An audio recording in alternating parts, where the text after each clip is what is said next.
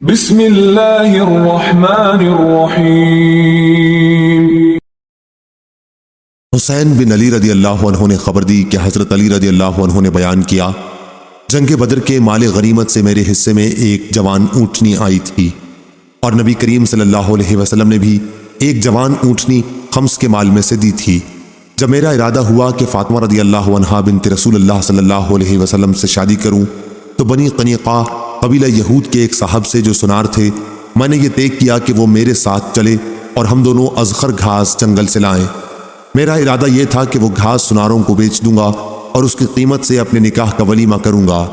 ابھی میں ان دونوں اونٹنیوں کا سامان پالان اور تھیلے اور رسیاں وغیرہ جمع کر رہا تھا، اور یہ دونوں اونٹنیاں ایک انصاری صحابی کے گھر کے پاس بیٹھی ہوئی تھیں کہ جب سارا سامان فراہم کر کے واپس آیا تو کیا دیکھتا ہوں کہ میری دونوں اونٹنیوں کے کوہان کسی نے کاٹ دیے ہیں اور ان کے پیٹ چیر کر اندر سے ان کی کلیجیاں نکال لی گئی ہیں۔ جب میں نے یہ حال دیکھا تو بے اختیار رو دیا۔ میں نے پوچھا کہ یہ سب کچھ کس نے کیا ہے؟ تو لوگوں نے بتایا کہ حمزہ بن عبد المطلب رضی اللہ عنہ نے، اور وہ اسی گھر میں کچھ انصار کے ساتھ شراب پی رہے ہیں۔ میں وہاں سے واپس آ گیا اور سیدھا نبی کریم صلی اللہ علیہ وسلم کی خدمت میں حاضر ہوا۔ آپ کی خدمت میں اس وقت زید بن حارثہ رضی اللہ عنہ بھی بیٹھے ہوئے تھے۔ حضرت صلی اللہ علیہ وسلم مجھے دیکھتے ہی سمجھ گئے کہ میں کسی بڑے صدمے میں ہوں، اس لیے آپ صلی اللہ علیہ وسلم نے دریافت فرمایا، علی کیا ہوا؟ میں نے عرض کیا، یا رسول اللہ، میں نے آج کے دن جیسا صدمہ کبھی نہیں دیکھا۔ حمزہ رضی اللہ عنہ نے میری دونوں اونٹنیوں پر ظلم کر دیا، دونوں کے کوہان کاٹ ڈالے اور ان کے پیٹ چیر ڈالے۔ ابھی وہ اسی گھر میں کئی یاروں کے ساتھ شراب کی مجلس جمائے ہوئے موجود ہیں۔ نبی کریم صلی اللہ علیہ وسلم نے یہ سن کر اپنی چادر مانگی اور اسے اوڑھ کر پیدل چلنے لگے۔ میں اور زید بن حارثہ رضی اللہ عنہ بھی آپ کے پیچھے پیچھے ہوئے۔ آخر جب وہ گھر آ گیا جس میں حمزہ رضی اللہ عنہ موجود تھے، تو آپ نے اندر آنے کی اجازت چاہی اور اندر موجود لوگوں نے آپ کو اجازت دے دی۔ وہ لوگ شراب پی رہے تھے۔ حمزہ رضی اللہ عنہ نے جو کچھ کیا تھا اس پر رسول اللہ صلی اللہ علیہ وسلم نے انہیں ملامت کرنا شروع کی۔ حمزہ رضی اللہ عنہ کی آنکھیں شراب کے نشے میں مخمور اور سرخ ہو رہی تھیں۔ انہوں نے نظر اٹھا کر آپ صلی اللہ علیہ وسلم کو دیکھا، پھر نظر ذرا اور اوپر اٹھائی، پھر وہ حضرت صلی اللہ علیہ وسلم کے گھٹنوں پر نظر لے گئے۔ اس کے بعد نگاہ اور اٹھا کے آپ صلی اللہ علیہ وسلم کے ناف کے قریب دیکھنے لگے، پھر چہرے پر جما دی، پھر کہنے لگے کہ تم سب میرے باپ کے غلام ہو۔ یہ حال دیکھ کر حضرت صلی اللہ علیہ وسلم نے جب محسوس کیا کہ حمزہ بالکل نشے میں ہے، تو آپ وہیں سے الٹے پاؤں واپس آ گئے اور ہم بھی آپ کے ساتھ نکل آئے۔ صحیح بخاری حدیث نمبر 3091۔ شہاب نے بیان کیا، انہیں عروہ بن زبیر رضی اللہ عنہ نے خبر دی اور انہیں ام المومنین عائشہ رضی اللہ عنہا نے کہ رسول کریم صلی اللہ علیہ وسلم کی صاحبزادی فاطمہ رضی اللہ عنہا نے حضرت صلی اللہ علیہ وسلم کی وفات کے بعد حضرت ابو بکر صدیق رضی اللہ عنہ سے مطالبہ کیا تھا کہ حضرت صلی اللہ علیہ وسلم کے اس ترکے سے انہیں ان کی میراث کا حصہ دلایا جائے جو اللہ تعالیٰ نے حضرت صلی اللہ علیہ وسلم کو کوفے کی صورت میں دیا تھا، جیسے فدق وغیرہ۔ صحیح بخاری حدیث نمبر 3092۔ ابو بکر صدیق رضی اللہ عنہ نے حضرت فاطمہ رضی اللہ عنہا سے کہا، کیا حضرت صلی اللہ علیہ وسلم نے اپنی حیات میں فرمایا تھا کہ ہمارا گروہ انبیاء علیہ السلام کا ورثہ تقسیم نہیں ہوتا، ہمارا ترکہ صدقہ ہے؟ فاطمہ رضی اللہ عنہا یہ سن کر غصہ ہو گئیں اور حضرت ابو بکر رضی اللہ عنہ سے ترک ملاقات کی اور وفات تک ان سے نہ ملی۔ وہ رسول اللہ صلی اللہ علیہ وسلم کے بعد 6 مہینے زندہ رہی تھیں۔ حضرت عائشہ صدیقہ رضی اللہ عنہا نے کہا کہ فاطمہ رضی اللہ عنہا نے حضرت صلی اللہ علیہ وسلم کے خیبر اور فدق اور مدینے کے صدقے کی وراثت کا مطالبہ حضرت ابو بکر رضی اللہ عنہ سے کیا تھا۔ حضرت ابو بکر رضی اللہ عنہ کو اس سے انکار تھا۔ انہوں نے کہا کہ میں کسی بھی ایسے عمل کو نہیں چھوڑ سکتا جسے رسول اللہ صلی اللہ علیہ وسلم اپنی زندگی میں کرتے رہے ہوں گے۔ عائشہ رضی اللہ عنہا نے کہا کہ حضرت صلی اللہ علیہ وسلم کا مدینے کا جو صدقہ تھا وہ حضرت عمر رضی اللہ عنہ نے حضرت علی اور حضرت عباس رضی اللہ عنہ کو اپنے عہد خلافت میں دے دیا۔ البتہ خیبر اور فدق کی جائیداد کو عمر رضی اللہ عنہ نے روک رکھا اور فرمایا کہ یہ دونوں رسول اللہ صلی اللہ علیہ وسلم کا صدقہ ہیں، اور ان حقوق کے لیے جو وقتی طور پر پیش آتے یا وقتی حادثات کے لیے رکھی تھیں، یہ جائیداد اس شخص کے اختیار میں رہیں گی جو خلیفہ وقت ہو۔ ظاہری نے کہا، چنانچہ ان دونوں جائیدادوں کا انتظام آج تک بذریعہ حکومت اس طرح ہوتا چلا آتا ہے۔ صحیح بخاری حدیث نمبر 3093۔ ظاہری نے بیان کیا کہ محمد بن جبیر نے مجھ سے اسی آنے والی حدیث کا ذکر کیا تھا، اس لیے میں نے مالک بن اوس کی خدمت میں خود حاضر ہو کر ان سے حدیث کے متعلق بطور تصدیق پوچھا۔ انہوں نے کہا کہ دن چڑھ آیا تھا اور میں اپنے گھر والوں کے ساتھ بیٹھا ہوا تھا، اتنے میں حضرت عمر رضی اللہ عنہ کا ایک بلانے والا میرے پاس آیا اور کہا کہ امیر المومنین آپ کو بلا رہے ہیں۔ میں اس قاصد کے ساتھ ہی چلا گیا اور حضرت عمر رضی اللہ عنہ کی خدمت میں حاضر ہوا۔ آپ ایک تخت پر بوریا بچھائے، بورے پر کوئی بچھونا نہ تھا، صرف ایک چمڑے کی تکیے پر ٹیکا دیے ہوئے بیٹھے تھے۔ میں سلام کر کے بیٹھ گیا، پھر انہوں نے فرمایا، مالک تمہاری قوم کے کچھ لوگ میرے پاس آئے تھے، میں نے ان کے لیے کچھ حقیر سی امداد کا فیصلہ کر لیا ہے، تم اسے اپنی نگرانی میں ان میں تقسیم کرا دو۔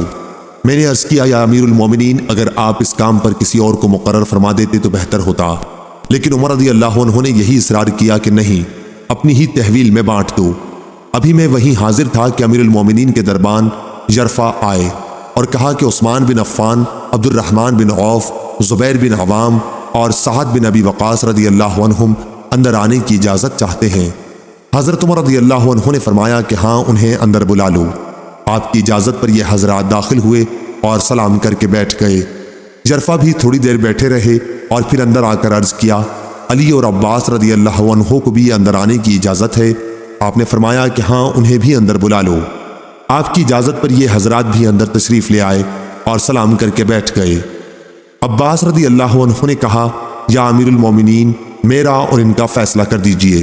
ان حضرات کا جھگڑا اس جائیداد کے بارے میں تھا جو اللہ تعالیٰ نے اپنے رسول اللہ صلی اللہ علیہ وسلم کو بنی نذیر کے اموال میں سے خمس کے طور پر عنایت فرمائی تھی۔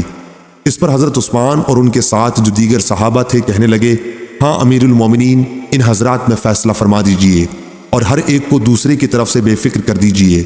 حضرت عمر رضی اللہ عنہ نے کہا، اچھا تو پھر ذرا ٹھہریے اور دم لے لیجئے، میں آپ لوگوں سے اس اللہ کی قسم دے کر پوچھتا ہوں جس کے حکم سے آسمان اور زمین قائم ہے، کیا آپ لوگوں کو معلوم ہے کہ رسول اللہ صلی اللہ علیہ وسلم نے فرمایا تھا کہ ہم پیغمبروں کا کوئی وارث نہیں ہوتا، جو کچھ ہم انبیاء چھوڑ کر جاتے ہیں وہ صدقہ ہوتا ہے، جس سے آن حضرت صلی اللہ علیہ وسلم کی مراد خود اپنی ذات گرامی بھی تھی۔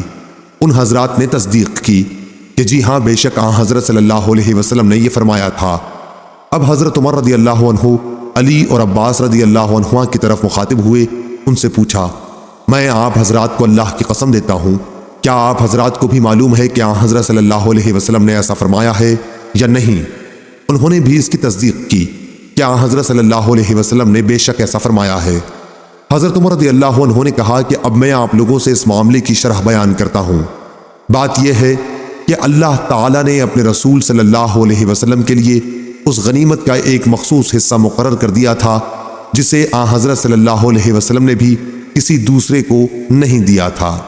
پھر آپ نے اس آیت کی تلاوت فرمائی، وما افاء اللہ علی رسولہم منہم سے اللہ تعالیٰ کے ارشاد قدیر تک، اور وہ حصہ آن حضرت صلی اللہ علیہ وسلم کے لیے خاص رہا، مگر قسم اللہ کی یہ جائیداد آن حضرت صلی اللہ علیہ وسلم نے تم کو چھوڑ کر اپنے لیے جوڑ نہ رکھی، نہ خاص اپنے خرچ میں لائے، بلکہ تم ہی لوگوں کو دیں اور تمہارے ہی کاموں میں خرچ کی۔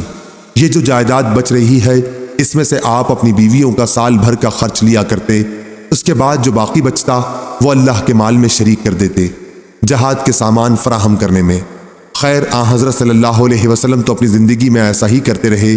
حاضرین، تم کو اللہ کی قسم، کیا تم یہ نہیں جانتے؟ انہوں نے کہا، بے شک جانتے ہیں۔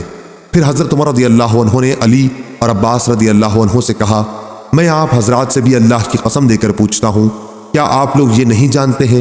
دونوں حضرات نے جواب دیا کہ ہاں۔ پھر حضرت عمر رضی اللہ عنہ نے یوں فرمایا کہ پھر اللہ تعالیٰ نے اپنے نبی کریم صلی اللہ علیہ وسلم کو دنیا سے اٹھا لیا تو ابو بکر صدیق رضی اللہ عنہ کہنے لگے کہ میں رسول اللہ صلی اللہ علیہ وسلم کا خلیفہ ہوں، اور اس لیے انہوں نے آن حضرت صلی اللہ علیہ وسلم کی اس مخلص جائیداد پر قبضہ کیا، اور جس طرح آن حضرت صلی اللہ علیہ وسلم اس میں سے مصارف کیا کرتے تھے وہ کرتے رہے۔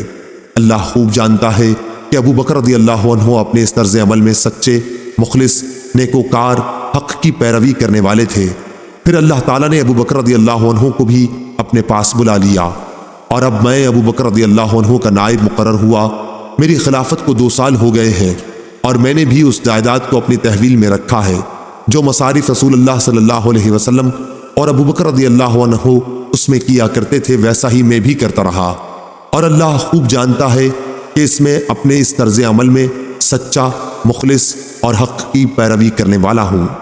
پھر آپ دونوں میرے پاس مجھ سے گفتگو کرنے آئے اور بالاتفاق گفتگو کرنے لگے کہ دونوں کا مقصد ایک تھا۔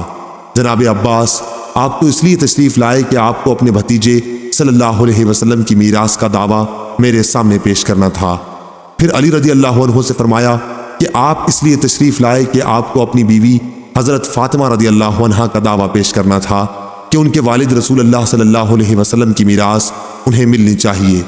میں نے آپ دونوں حضرات سے عرض کر دیا کہ رسول اللہ صلی اللہ علیہ وسلم خود فرما گئے کہ ہم پیغمبروں کا کوئی میراث تقسیم نہیں ہوتا، ہم جو کچھ چھوڑ جاتے ہیں وہ صدقہ ہوتا ہے۔ پھر مجھ کو یہ مناسب معلوم ہوا کہ میں ان جائیدادوں کو تمہارے قبضے میں دے دوں، تو میں نے تم سے کہا دیکھو اگر تم چاہو تو میں یہ جائیدادیں تمہارے سپرد کر دیتا ہوں، لیکن اس عہد اور اس اقرار پر کہ تم اس کی آمدنی سے وہ سب کام کرتے رہو گے جو آن حضرت صلی اللہ علیہ وسلم اور ابو بکر صدیق رضی اللہ عنہ اپنی خلافت میں کرتے رہے، اور جو کام میں اپنی حکومت کے شروع سے کرتا رہا۔ تم نے اس شرط کو قبول کر کے درخواست کی کہ جائیدادیں ہم کو دے دو، میں نے اسی شرط پر دے دی۔ حاضرین کہو میں نے یہ جائیدادیں اس شرط پر ان کے حوالے کی ہیں یا نہیں؟ انہوں نے کہا بے شک اسی شرط پر آپ نے دی ہیں۔ پھر حضرت عمر رضی اللہ عنہ نے علی رضی اللہ عنہ اور عباس رضی اللہ عنہ سے فرمایا میں تم کو اللہ کی قسم دیتا ہوں میں نے اسی شرط پر یہ جائیدادیں آپ حضرات کے حوالے کی ہیں یا نہیں؟ انہوں نے کہا بے شک۔ حضرت عمر رضی اللہ عنہ نے کہا پھر مجھ سے کس بات کا فیصلہ چاہتے ہو؟ کیا جائیداد کو تقسیم کرانا چاہتے ہو؟ قسم اللہ کی جس کے حکم سے زمین اور آسمان قائم ہے، میں تو اس کے سوا اور کوئی فیصلہ کرنے والا نہیں۔ ہاں یہ اور بات ہے کہ اگر تم سے اس کا انتظار نہیں ہو سکتا تو پھر جائیداد میرے سپرد کر دو، میں اس کا بھی کام دیکھ لوں گا۔ صحیح بخاری حدیث نمبر 3094۔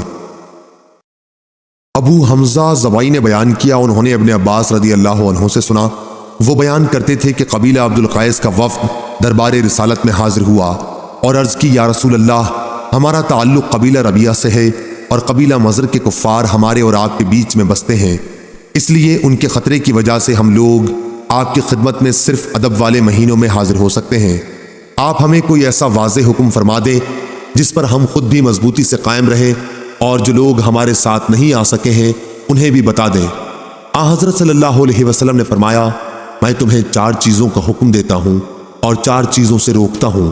میں تمہیں حکم دیتا ہوں اللہ پر ایمان لانے کا کہ اللہ کے سوا اور کوئی معبود نہیں، نماز قائم کرنے کا، زکوٰۃ دینے کا، رمضان کے روزے رکھنے کا، اور اس بات کا کہ جو کچھ بھی تمہیں غنیمت کا مال ملے اس میں 5واں حصہ خمس اللہ کے لیے نکال دو، اور تمہیں میں دبا، نقیر، ہنتم اور مصفت کے استعمال سے روکتا ہوں۔ صحیح بخاری حدیث نمبر 3095۔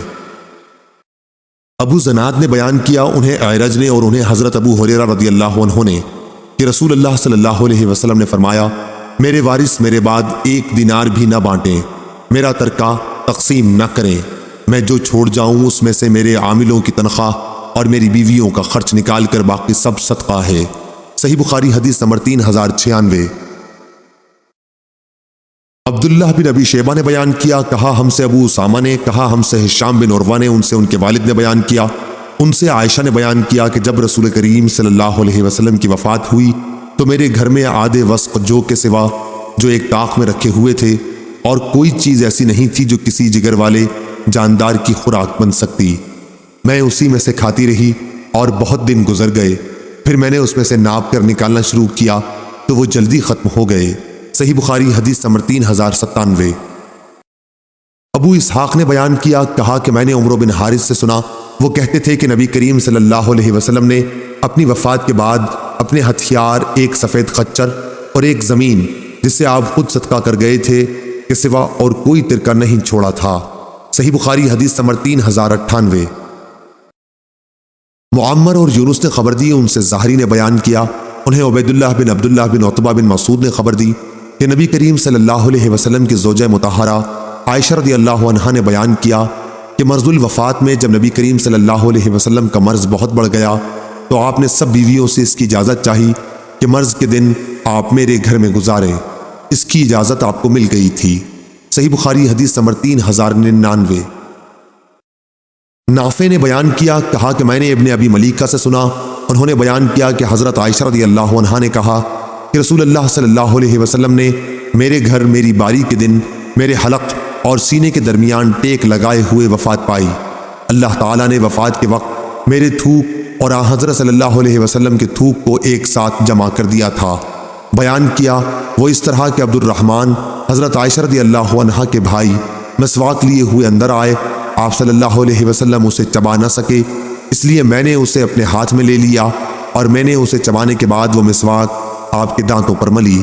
صحیح بخاری حدیث نمبر 3100۔